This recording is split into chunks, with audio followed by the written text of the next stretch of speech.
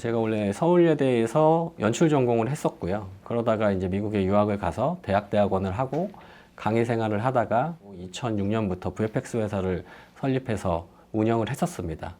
그때 뭐 다수의 헐리우드 영화들의 제작에 참여를 했었고, 그러다 보니 기술에 대한 좀 뭐 접근이라든지 그런 게 좀 남들보다 좀 빨랐던 것 같아요. 2013년도에 이제 한국에 귀국한 이후부터는 계속 교직에 전임 교수로 활동을 하고 있었고요. 아무래도 그런 기술에 대한 좀 접근성이 좀 빠르다 보니까 남들보다 먼저 도입을 했었고, 가상인간 또한 하다가 저희가 앞으로 영상 컨텐츠는 AI로 가야 된다. 최근에 아마 AI 컨텐츠 산업에 들어오신 분들은 6개월, 한 1년 사이인데 저희는 훨씬 그거보다 먼저 했고, 저희가 남들보다 잘한다기보다 약간 선행학습이 잘 돼 있는 것 같아요. 격차가 저희가 예를 들어 한 6개월 정도 남들보다 좀 빠르다고 보고 있고요. 그 격차를 계속해서 유지하려고 많은 노력하고 있습니다.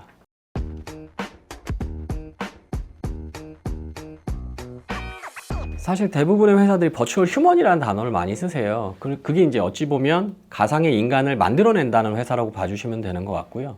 버추얼 아티스트라는 단어를 쓰는 이유 중에 하나가, 저희는 이 가상인간을 하나의 실제 연예인하고 똑같이 봅니다. 실제 연예인이 잘생겼다고 해서 뜨는 것도 아니고, 반대로 외모가 좀 떨어진다고 해서 못 뜨는 것도 아니거든요. 결국은 컨텐츠를 잘 만나서 뜨는 건데, 저희는 지금 갖고 있는 가상인간들이 전부 다 음원 활동을 하고 있고요. 드라마, 영화 출연이라든지 광고라든지 MC라든지 다양한 엔터테이너로서 활동을 할 수 있는 기반으로 사업을 확장하고 있습니다.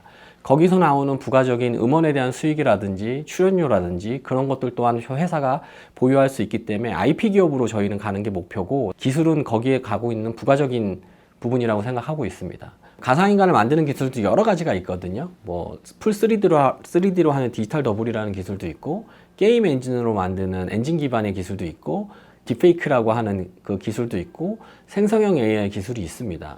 근데 보통의 회사들은 이 중에 하나의 기술을 가지고 보통 만드는데, 저희는 그 네 가지를 잘 섞어서 잘 쓰고 있는 건데요. 바스트샷에선 주로 딥페이크가 사실 가성비가 제일 좋습니다. 퀄리티도 좋고. 근데 문제는 화각에 문제가 있습니다. 전면밖에 안 되기 때문에 사실은 아나운서나 다양한 클로즈업에서는 쓸 수 있는데, 다양한 활동들을 할 때는 쓸 수가 없거든요. 로우 앵글도 안 되고. 그럴 때는 풀 3D를 쓰거나 하면 될 것 같고요.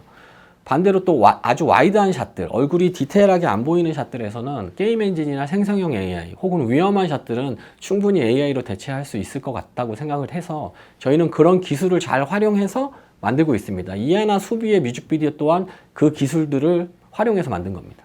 현장에서 결정을 한다기보다는 프리 프로덕션 단계에서 화각이나 이런 콘티를 미리 만들어서 어떤 거는 AI로 가고 어떤 거는 딥페이크로 가고 어떤 거는 3D로 갈지를 판단을 하고, 현장에서도 화각이나 렌즈나 이런 것들을 다 보고 판단을 합니다.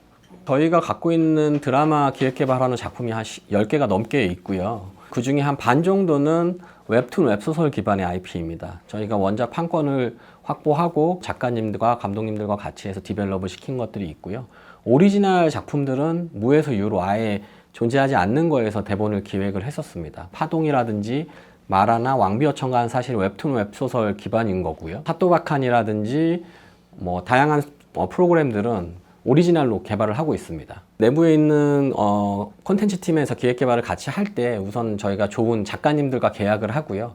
그 작가님과 같이 회의를 통해서 기획안을 쓰고 대본을 이제 4회까지 뽑는데 보통 한 2년 정도 소요를 하고 있습니다. 현재 저희 회사에 8명의 감독님이 계약이 되어 있으시고, 작가분들도 한 9분 정도 계약이 되어 있으십니다.